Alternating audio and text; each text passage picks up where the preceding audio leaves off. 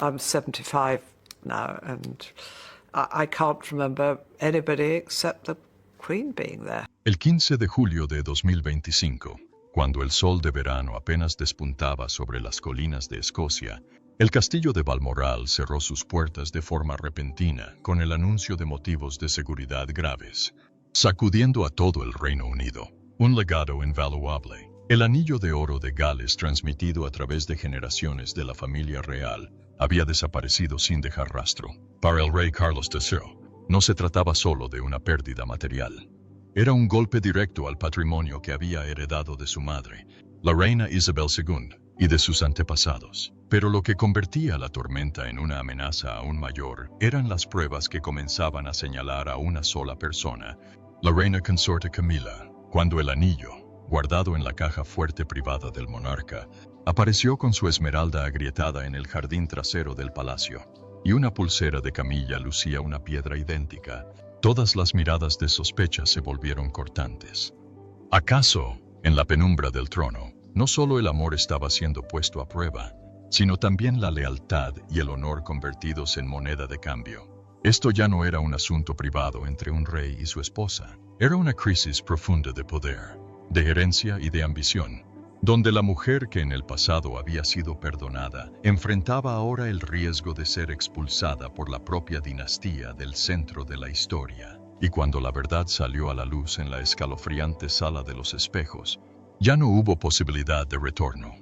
El 18 de julio de 2025, el ambiente dentro del Palacio de Buckingham parecía más asfixiante que nunca. En una sala privada, revestida de madera oscura y cubierta de retratos ancestrales, el rey Carlos III abrió la puerta de la caja fuerte que tantas veces había usado. Allí guardaba el anillo de oro de Gales, la joya heredada del rey Jorge vía la reina Isabel II y ahora en sus manos. Era una pieza exquisita, forjada con oro clogau de Gales, engastada con una esmeralda que irradiaba solemnidad y resistencia, símbolo del poder y de la legitimidad de la sucesión. Pero aquel día, cuando el pesado metal se abrió, lo que encontró fue un vacío gélido. El anillo había desaparecido. Carlos quedó paralizado unos segundos. Su mano tembló al revisar los compartimentos interiores, esperando que hubiese caído en algún rincón. No, la caja estaba vacía. Respiraba con dificultad. El sudor perlaba su frente. Y de inmediato llamó a la Guardia Real de alto rango. Revisen todas las entradas de seguridad ahora mismo. Esto no es una joya extraviada. Es el símbolo de sucesión de toda la familia real. La orden resonó con pasos apresurados que golpeaban los pasillos de mármol. Se revisaron todos los puntos de control, pero los registros resultaron inquietantemente sospechosos, sin alarmas, sin accesos irregulares, sin nombres adicionales. Solo aparecían Carlos y Camilla. Solo dos personas tenían la clave de esa caja fuerte. Esa misma noche, un antiguo sirviente llamado James, con más de 3 décadas de servicio a la familia real, se acercó con cautela al rey. Con voz ronca le susurró: «Majestad». La cerradura de la caja muestra un rasguño extraño, muy reciente, como si alguien hubiera usado una herramienta profesional para abrirla. El rostro de Carlos palideció.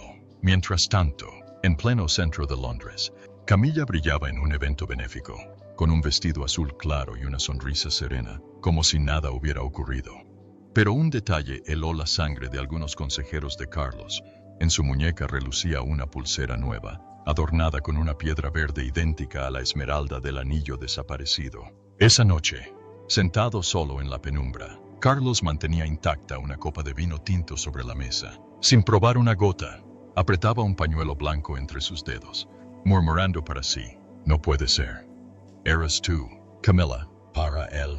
El anillo no era una simple joya. Era la continuidad sagrada entre generaciones, la promesa hecha a su madre, la difunta reina Isabel, de custodiar cada símbolo del trono con lealtad y dignidad. Y si la mujer a la que amaba era quien lo había tomado, entonces todos los límites podían desvanecerse. A la mañana siguiente, el palacio de Buckingham se hundió en un silencio extraño.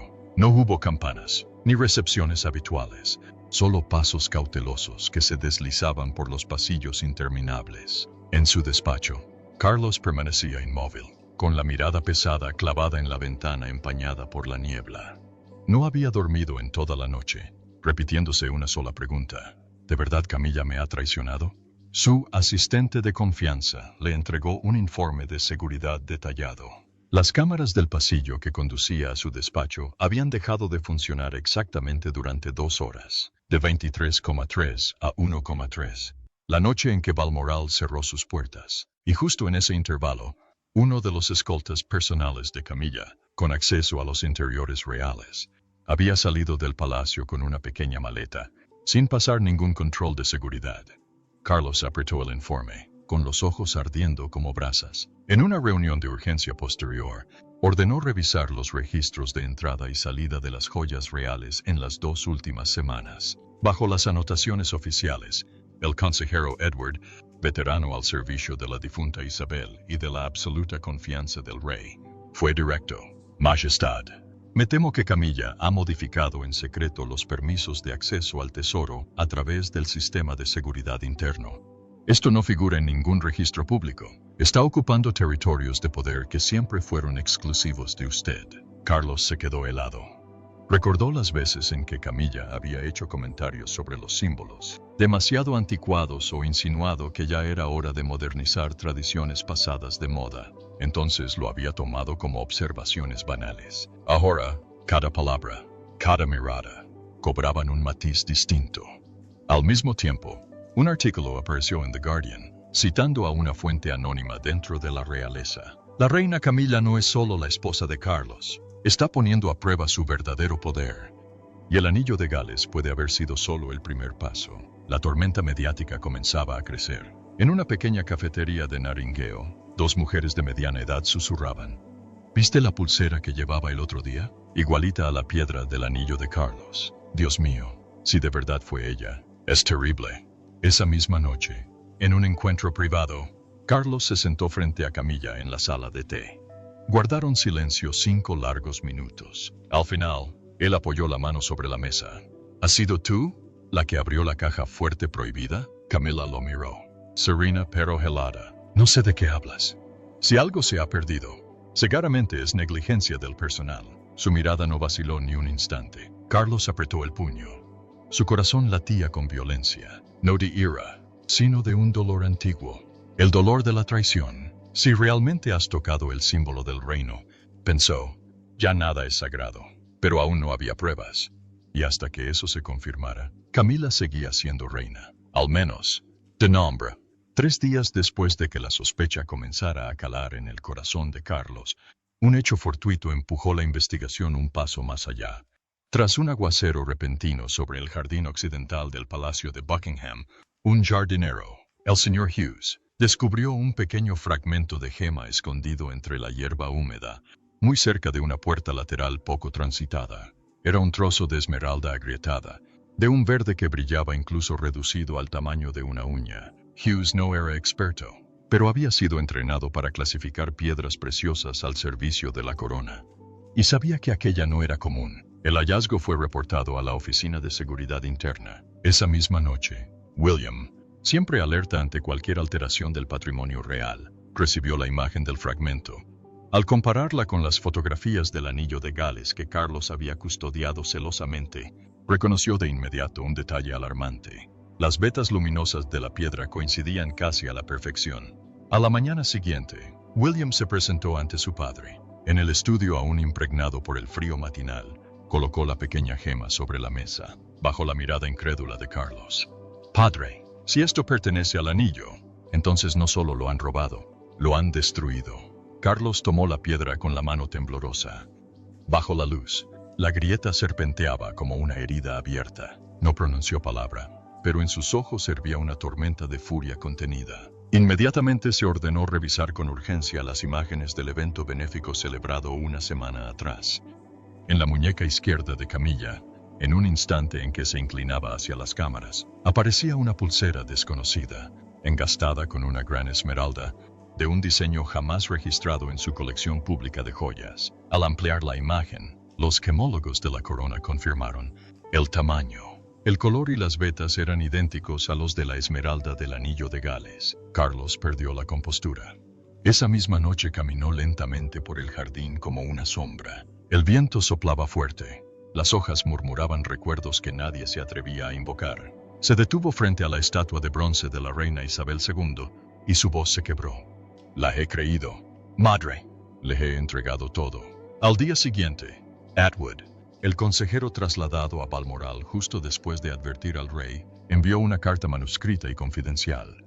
En ella declaraba que había visto con sus propios ojos a Camilla ordenar cambios en los accesos del sistema de seguridad interno, acompañando la denuncia con la copia del código que ella exigió a los técnicos registrar, un acto muy por encima de las prerrogativas habituales de una consorte. Carlos ya no tenía dudas. Doblando la carta, sus dedos se tensaron hasta palidecer. Cada pieza, el fragmento hallado en el jardín, la pulsera de Camilla. La carta de Atwood encajaba en un mosaico perfecto de traición, y en el centro de esa imagen no había nadie más que la mujer a la que había defendido frente a toda una nación. En el Palacio de Buckingham, mientras unos rayos de sol débiles atravesaban el cielo gris de Londres, una sala casi olvidada se convirtió en epicentro de un terremoto real, la Sala de los Espejos. Construida en tiempos de Jorge II, había sido testigo de acuerdos secretos, proclamaciones y diálogos decisivos, pero jamás había albergado una tensión como la de aquella mañana. Camilla apareció puntual, ni un minuto antes. Vestía un vestido de seda azul oscuro, el rostro maquillado con esmero, la mirada forjada en acero frío. La gran puerta se cerró tras ella, y el chirrido de las bisagras resonó como una campana de alarma. Frente a ella, Carlos permanecía inmóvil. En su mano sostenía el fragmento de esmeralda rota, prueba irrefutable. Sobre la mesa reposaba la pulsera que Camilla había llevado, recuperada y ahora expuesta entre ambos como un pecado desnudado. Camilla, habló Carlos con voz ronca y pesada. ¿Quieres decir algo antes de que firme la decisión del Privy Council? Camilla no respondió de inmediato. Avanzó hacia la mesa, y la luz que entraba por la ventana se multiplicó en los espejos dorados, duplicando su silueta una y otra vez, como si se enfrentara a todas sus versiones. La esposa, la amante, la calculadora. Solo quise ver ese anillo una vez. Carlos dijo lentamente. He vivido toda mi vida en la sombra de mujeres más grandes. De Isabel, de Diana. Yo quería una parte de ese símbolo para mí. Robándolo, interrumpió Carlos con furia. Rompiéndolo, arrancando su gema para lucirla en tu muñeca como declaración de poder, para recordarte que no soy una marioneta detrás del trono, replicó Camilla con la mirada en llamas. ¿Qué querías de mí? Que fuese una sombra a tu lado hasta la muerte en silencio. Entonces hice lo correcto, al menos para mí misma. El silencio cubrió la sala. Los espejos devolvían las imágenes de dos personas que alguna vez se amaron, que alguna vez se protegieron ante las tormentas de la prensa y la familia real. Ahora, solo quedaban reflejos agrietados. Carlos apoyó la mano sobre la mesa y desplegó el decreto del Privy Council. Camilla era oficialmente degradada de reina consort a princesa consort, privada de todo acceso a los archivos reales y obligada a retirarse por completo de los actos públicos vinculados al trono. Ya he firmado, murmuró, dejando caer la pluma. Camilla lo sostuvo con la mirada unos segundos, luego giró sobre sus talones. El sonido firme de sus tacones resonó sobre el mármol helado. No lloró. No pronunció palabra final. Solo dejó tras de sí un vacío gélido, donde los espejos multiplicaban la figura de una mujer que había ido demasiado lejos en su búsqueda de reconocimiento. Tras la mañana decisiva en la sala de los espejos, la noticia de la degradación de Camilla comenzó a propagarse en el interior de la familia real como una fiebre helada, silenciosa, pero imposible de sofocar. Aunque no hubo declaración oficial desde el Palacio de Buckingham, consejeros, altos funcionarios y la prensa empezaron a percibir un cambio en las corrientes del poder. Mientras tanto, Camilla, ahora solo Princess Consort, recogía discretamente sus pertenencias en su residencia privada, evitando todas las miradas. En el despacho de William en Kensington, el ambiente era el contrario. El príncipe de Gales reunió a un grupo de consejeros de confianza, muchos de ellos antiguos servidores de la reina Isabel II, para restablecer las normas de supervisión de los tesoros reales, especialmente de los objetos cargados de simbolismo como el anillo de oro de Gales. Catherine, sentada junto a William, escuchaba atenta mientras tomaba notas manuscritas para los nuevos protocolos, afirmando con claridad, nadie, ni siquiera quien ostente un título, puede tocar los símbolos de los antepasados sin la aprobación del trono vigente. Desde su habitación, Camila seguía las noticias a través de los reportes cuidadosamente editados. La BBC, The Times e incluso periódicos antes amistosos como Daily Mail cambiaban de tono. De la empatía pasaron a la sospecha y luego a la crítica. La opinión pública se dividía. Quienes la habían apoyado se sentían traicionados. Quienes nunca le perdonaron su papel en el fracaso del matrimonio de Carlos y Diana lo veían como justicia poética. Incapaz de quedarse inmóvil, Camila buscó a Carlos por última vez. Esperaba revertir la decisión o al menos conseguir una reunión privada para negociar, pero la puerta del despacho real permaneció cerrada. Un secretario apareció con frialdad. Su Majestad no recibirá a nadie hoy. El golpe destrozó a Camila en silencio. Por primera vez en casi 3 décadas, Diana no tenía derecho a aparecer junto a Carlos en los actos oficiales. Su plan de asistir al 75 aniversario de las Naciones Unidas en Londres fue cancelado sin explicación y su nombre tachado de todas las listas de protocolo. Esa noche, Camila regresó a su habitación y se sentó en silencio ante el gran espejo del apartamento, que alguna vez fue el centro de su poder discreto. A su lado estaba la maleta que llevaba días preparada, aún sin abrir. Llevó la mano a su cuello, donde antes había lucido las perlas de Diana, ahora ya no había nada. Solo vacío, y por primera vez en muchos años, Camila sintió que estaba realmente sola. Ya no era la amante protegida, ni la reina poderosa. Sobre todo, ya no era parte de la historia que seguía escribiéndose. Pocos días después de la degradación de Camila y de su retiro de los actos públicos, un detalle nuevo sacudió de nuevo a la familia real. Durante la reorganización de los bienes simbólicos ordenada por William, un archivista descubrió un sobresellado en la misma caja fuerte donde había estado guardado el anillo de oro de Gales. Era un sobre grueso, con el sello real de Isabel II y una inscripción clara: solo abrir en caso de dudas sobre la legitimidad del portador de este anillo. William convocó de inmediato una reunión privada con Catherine y 2 consejeros leales que habían servido a Isabel. La carta fue abierta en un silencio absoluto. La letra firme y cargada de sentimiento de la reina se despegó ante ellos. Este anillo no es solo un símbolo de sucesión, es el sello final de la lealtad y del sacrificio. Si un día se daña o desaparece, busca donde la lealtad fue cambiada por la ambición. Nadie pudo pronunciar palabra. Catherine apretó la mano de William, comprendiendo que aquella carta no era solo una instrucción, sino una advertencia desde el pasado, como si Isabel hubiera previsto lo que estaba por suceder. William asintió con gravedad. Ella lo supo, desde antes. Sintió esto en Camila. Mientras tanto, en una casa discreta de Wiltshire donde Camila residía temporalmente con unos pocos asistentes de confianza, llegó una llamada anónima filtrada a través de varias líneas. La voz era ronca, con un matiz amenazante. ¿Crees que tu degradación es el final? Lo que tomaste no fue solo un anillo, fue el comienzo de una revelación mucho mayor. Ten cuidado. Lo que se escondió hace 20 años está a punto de salir a la luz. Camila quedó petrificada. Ordenó rastrear el origen de la llamada, pero solo recibió una respuesta. Era imposible. Provenía de un teléfono público cercano a Balmoral. Ese nombre, Balmoral, retumbó en su mente como una campana fúnebre. ¿De verdad había sido solo un incidente de seguridad? ¿O alguien estaba hurgando en secretos mucho más antiguos? Aquella noche, Camila no pegó los ojos. Sentada en su escritorio, abrió una pequeña caja de madera donde guardaba cartas privadas jamás reveladas. Entre ellas había algunas notas manuscritas de Carlos de años atrás, pero también una carta escrita por ella misma, nunca enviada, en la que confesaba haber conservado una réplica del anillo e incluso haber considerado reemplazar la gema central. Nadie más sabía eso. Nadie, excepto un joyero escocés que la había ayudado en los primeros años de su llegada al palacio y con el que había perdido contacto desde 2006. Camila sostuvo la carta en sus manos, pero no la quemó. La colocó en un nuevo sobre, la selló con su propio emblema y escribió: solo abrir cuando yo ya no esté. En la oscuridad, comprendió al fin.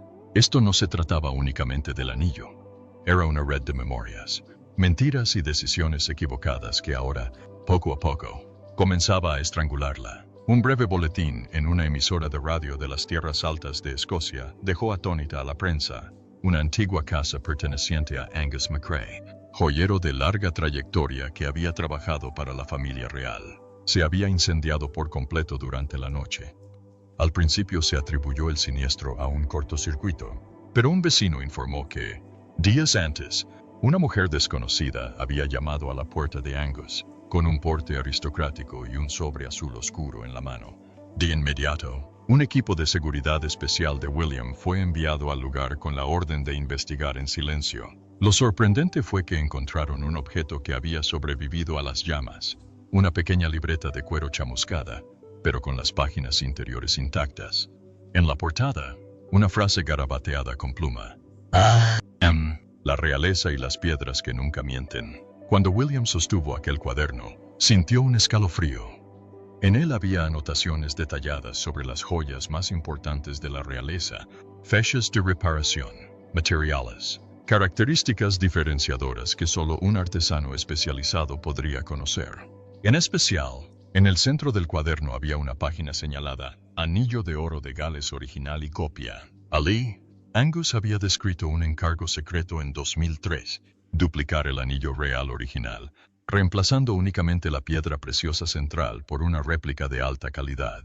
La solicitud provenía de una delegación cercana a la duquesa de Cornwallis, es decir, Camila, antes de convertirse en reina consorte. Angus dejó escrito, me opuse, pero recibí garantías desde lo más alto de que esto era solo para proteger el original durante los viajes oficiales. Nunca volví a ver la pieza auténtica después de eso. Esa información dejó a William sin aliento. Si desde 2003 ya existía una copia, ¿quién conservaba entonces el verdadero anillo? Camila siempre había negado que el anillo hallado en su poder fuese el auténtico, pero después de que Charles descubriera una grieta en la piedra, ella no se defendió. Y sí, aquel seguía siendo la copia. ¿Y el original había desaparecido hace 2 décadas? Catherine percibió el horror en los ojos de su marido. William, dijo en voz baja, no estamos frente a un simple robo. Esto es un intercambio de memorias. Han sustituido la historia.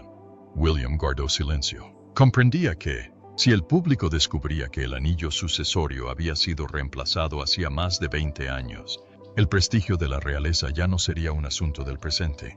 Sería una grieta a través del tiempo, que perforaría el legado de la reina Isabel II y también la legitimidad del mismo, el heredero llamado a ser la nueva imagen de la monarquía. En su escritorio de Kensington, William colocó el cuaderno de Angus junto al anillo agrietado, el símbolo que alguna vez fue el corazón de la soberanía, y murmuró, si esto es la copia, ¿dónde está el original? Un mensaje encriptado llegó al teléfono privado del príncipe William desde una dirección anónima que portaba la marca interna de Balmoral, el lugar que había sido clausurado tras el enigmático incidente de seguridad de julio. El texto era breve pero cargado de significado.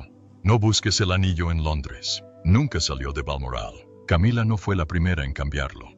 ¿Hay alguien más? William tomó de inmediato un vuelo privado hacia Balmoral junto a Catherine, en un viaje secreto del que no informó a Charles. Al llegar al antiguo castillo envuelto en niebla, no fue recibido por guardias, sino por una mujer mayor de mirada penetrante, la señora Morag, encargada de los archivos y reliquias del castillo desde la época de la reina Isabel II.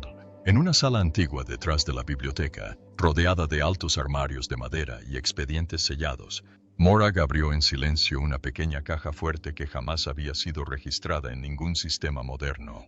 Dentro había una caja de roble, y cuando William la abrió, quedó sin aliento. El anillo de oro de Gales, con su esmeralda intacta, sin grieta alguna, sin haber sido reemplazada. Catherine se llevó la mano a la boca, atónita. Entonces, el que Camila tomó era realmente la copia. Morag asintió. Y ella no lo sabía. La réplica fue realizada en 2003, cuando Charles, entonces príncipe de Gales, ordenó resguardar el original en un lugar absolutamente seguro tras un intento de envenenamiento durante un viaje oficial a Medio Oriente. Solo yo, Angus y la reina Isabel sabíamos de esto. Y fue la propia reina quien ordenó mantener el secreto, incluso después de su muerte. William sintió al mismo tiempo alivio y el peso de una memoria jamás revelada. ¿Por qué nadie me lo dijo? ¿Por qué Charles guardó silencio? Morag lo miró. Porque Isabel sabía que, si la verdad salía a la luz demasiado pronto, la legitimidad de la corona y la transición del poder a tus manos serían cuestionadas. Todo estaba predestinado a proteger la monarquía, hasta que Camila cruzó el límite. Ahora, William tenía en sus manos un arma definitiva, la prueba de la inocencia de Camila en la supuesta profanación del símbolo, pero también la evidencia de que ella, ciegamente, había manipulado un legado que nunca comprendió del todo. Catherine susurró: podemos restaurar la verdad, pero habrá un precio. Antes de abandonar Balmoral, William se detuvo en el balcón donde la reina Isabel solía contemplar el atardecer. En su mano sostenía el anillo auténtico, brillando con un verde intacto bajo el sol de la tarde escocesa. Sabía que, para recuperar la confianza, debía hacer algo sin precedentes: revelarlo todo públicamente. El Palacio de Kensington emitió un comunicado inesperado. El príncipe William hablaría en directo ante el público en el Gran Salón de Lancaster, lugar que había sido testigo de las declaraciones históricas de la dinastía Windsor. No habría acceso previo a la prensa. Nadie sabía con exactitud el tema, pero los observadores lo intuían. El anillo de oro de Gales se había convertido en el eje de un manifiesto mayor, una purificación de los símbolos de la realeza. Cuando William subió al estrado, la luz se posó sobre la caja de roble antiguo colocada frente a él. Catherine, en la primera fila, elegante con un vestido color esmeralda, no apartaba la mirada de su esposo. Charles no estaba presente. Camilla, según filtraciones, había recibido la instrucción de no acudir. William comenzó con un susurro leve pero resonante: hay símbolos que no son solo objetos, son memoria, son confianza, son el legado espiritual de un pueblo. Relató toda la historia, aunque no en tono acusatorio. En lugar de eso, William subrayó la verdad. El anillo auténtico nunca había salido de Balmoral. Había permanecido resguardado durante más de 20 años por orden de la reina Isabel II, para evitar riesgos de robo o manipulación. Una copia fue entregada a Charles como representación ceremonial, y esa fue precisamente la que Camila había cambiado, sin saberlo. Un murmullo recorrió la sala. Las miradas del público pasaron de la duda al asombro. William prosiguió, citando una frase de una carta manuscrita que la reina Isabel dejó en 2019, revelada por primera vez: si el anillo auténtico llegara a usarse de manera indebida, que seas tú, el verdadero heredero, quien restaure su valor espiritual. Abrió la caja y sacó el anillo verdadero. La esmeralda brillaba bajo cientos de cámaras de televisión. William no se lo colocó, sino que lo entregó a una sola persona, un viejo joyero que había servido a la corte desde tiempos de Jorge V, convocado ahora para purificar y sellar el anillo para la generación venidera. El discurso concluyó no con una acusación, sino con una declaración simbólica: yo no necesito el anillo para heredar el trono, pero mis hijos, y las generaciones futuras, deben saber que sostenemos la corona no con la fuerza, sino con la verdad. Toda la sala se puso en pie. Los medios estallaron. Los periódicos que alguna vez criticaron a William por ser demasiado blando, lo elogiaban unánimemente como el guardián de la legitimidad, mientras que a Catherine se la llamaba la equilibradora entre emoción y razón. En otro lugar del Palacio de Buckingham, Camila siguió todo el evento por pantalla. Su rostro ya no mostraba ira, sino desconcierto. Aquello que creyó poder resultó ser solo una copia. La mañana del 18 de agosto de 2025, una atmósfera extraña envolvía los terrenos del Palacio de Buckingham. No llovía, pero el viento azotaba con fuerza los viejos cipreses, como si quisiera arrastrar lo añejo. En una pequeña sala poco frecuentada, antigua biblioteca privada del rey Jorge V, William y Catherine entraron llevando consigo la caja de roble sellada desde la ceremonia en Lancaster. No venían a exhibirla, venían a cerrar un capítulo. El anillo de oro de Gales, ya limpiado, verificado nuevamente, descansaba en silencio sobre el terciopelo rojo intenso. La esmeralda había sido restaurada con destreza, pero aún conservaba una diminuta grieta, como una cicatriz imborrable, recuerdo eterno del suceso que había sacudido a la monarquía. Nadie pronunció palabra. William fijó la mirada en el anillo y luego se volvió hacia Catherine. ¿Crees que mamá perdonaría? Ella le apretó la mano, con voz tan suave como el viento. Ella ya perdonó hace mucho. Pero eres tú quien debe perdonarse. Afuera, Charles no se presentó. Durante días el rey había vivido casi recluido en su dormitorio del ala norte, rechazando toda agenda oficial. No había dicho una palabra desde que firmó la revocación del título de reina consorte para Camila. Entre los círculos internos se decía que había envejecido 10 años en una sola semana. Camila, tras su forzada disculpa televisada, se retiró a Remel House, el antiguo refugio de cuando aún era duquesa de Cornwallis. Nadie lograba contactar con ella. La prensa aseguraba que atravesaba una etapa de abatimiento, pero ningún médico tenía permiso para visitarla. Una única fotografía filtrada la mostraba sentada sola en el porche, el rostro apagado, la mirada perdida hacia las colinas grises de Wiltshire. En sus manos sostenía una foto antigua, Charles y Diana con sus 2 hijos, en 1991. Al mismo tiempo, la opinión pública británica compartía una sensación común. Este era un final que no requería ser proclamado. Los principales periódicos dejaron de hablar de Camilla. Los programas televisivos retomaron la figura de Diana, pero esta vez no con voz doliente, sino con admiración.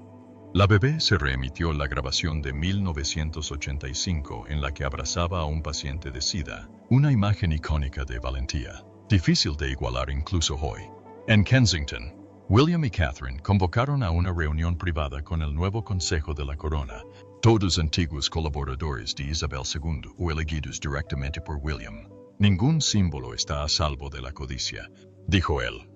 Desde ahora, cada legado de la familia dejará de ser un objeto de exhibición y se convertirá en un compromiso vivo con los valores en los que creemos. Todos asintieron. El ambiente ya no era el de un palacio, era el de un inicio. Charlotte, George y Louis no tuvieron permitido ver el anillo. Carol Catherine preparó 3 cuadernos con tapas grabadas a mano. Legacy is not what you are, it's what you protect. La herencia no es lo que llevas encima, es lo que proteges con el corazón.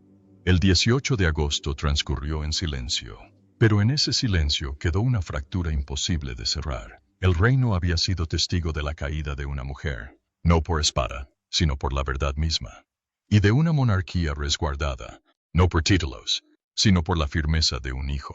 Nadie imaginó que un anillo, un símbolo pequeño pero cargado de poder, pudiera exponer las grietas más profundas en el corazón de una dinastía. Camilla no fue derrocada por el rugido de la justicia, sino por el susurro innegable de la verdad.